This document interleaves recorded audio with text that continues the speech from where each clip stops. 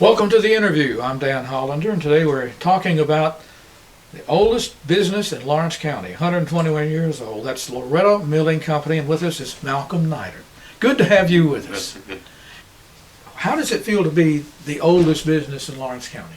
Is it good? I don't really pay any attention to it. Really? I just try to keep my consistent business going. Yeah. Well, 121 years is amazing, right? Amazing. I think it is. And we're going to hold this up, and you can explain what this is. And All right, that's the last bag of cornmeal where we produce cornmeal. Okay. Quit making cornmeal. My brother-in-law quit making cornmeal here in 1965 okay, when he was going to have to separate the business from the feeds and the flour and milk.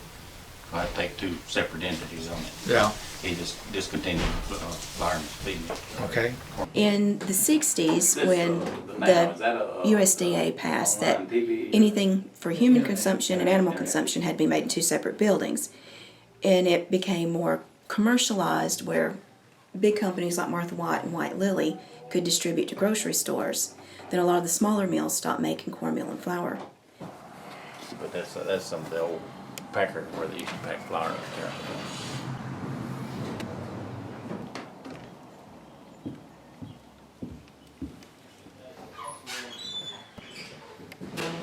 You know, talking about the old hand here, the log, this beam right here, it goes from that wall, it's solid, it goes from that wall to that wall over there.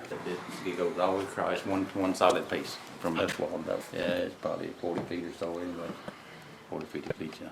we talked about the original owners a little bit. They tried to do basically the same thing you're trying to do. They were taking care of the needs of the community at the time, yeah. Mm-hmm. Yeah. Farmers would bring in their bushels of wheat or corn, and it was kind of like having a bank account. It would be stored, and then they would take out so many pounds of cornmeal or flour for however many bushels of wheat and corn they had put in. So the ledger book kept up with how much they took out each time, how much they put in and how much they took out. So this is one of the old ledgers.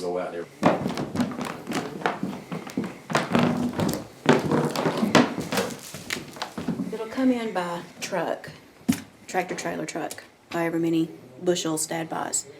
And then it runs through a bin, and all the bins are connected to here.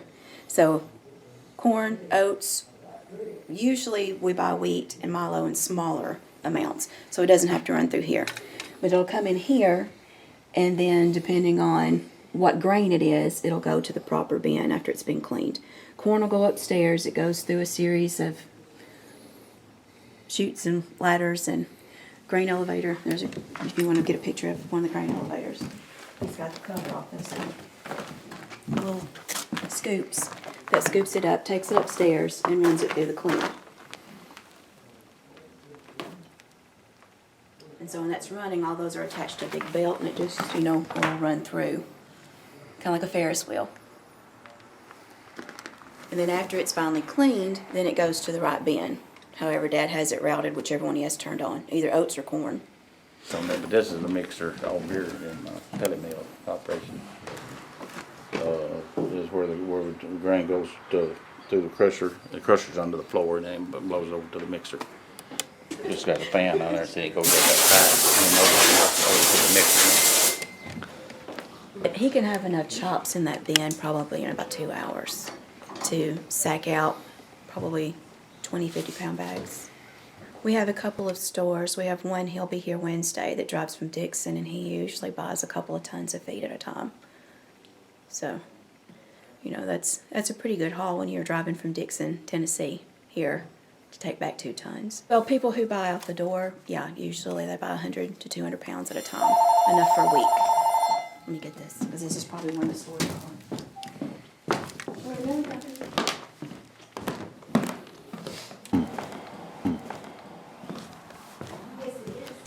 Well, what about some changes that people probably aren't aware of, but that you've seen in the milling industry?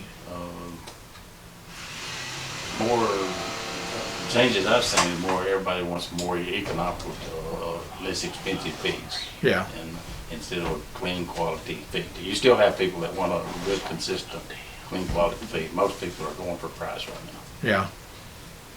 It's the biggest thing I've seen lately. And then on the bigger companies, it's hard to really compete with the price on them.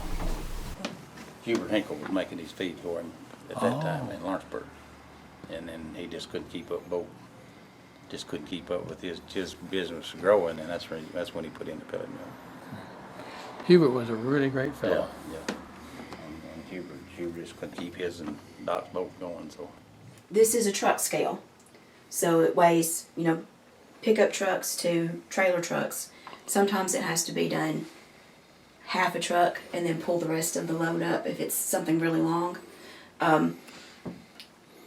We have some local farmers that want to know how much grain they have on their trucks before they take it to market. So Dad'll weigh it, do them a scale ticket, and then they can come back and weigh empty, so then they know how much was on their truck. We also have farmers that weigh their animals before they take them to market. Trying to do Trying that to do now it, with a good, clean quality feed. And Yeah. we have some loyal customers Yeah. that still want a consistent, clean feed. Yeah.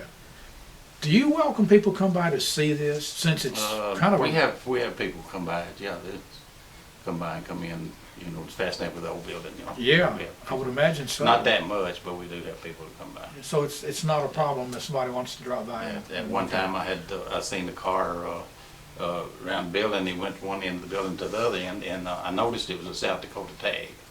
And him and his wife were traveling through and looking for the water mill. This is still listed on as a water mill, in the historical records. And they were looking for the water wheel, and I talked to them, showed them around, Yeah, yeah. But you have people like that occasionally. But as far as you know, you're gonna continue to be here, and the mill's gonna continue to be As long as here. I'm able, health-wise, I'm Yeah. planning on it. We appreciate the visit. I appreciate you coming by. Thank you very much. Our guest today, Malcolm Neidert of Loretto Milling Company. That's the interview, and we thank you for watching.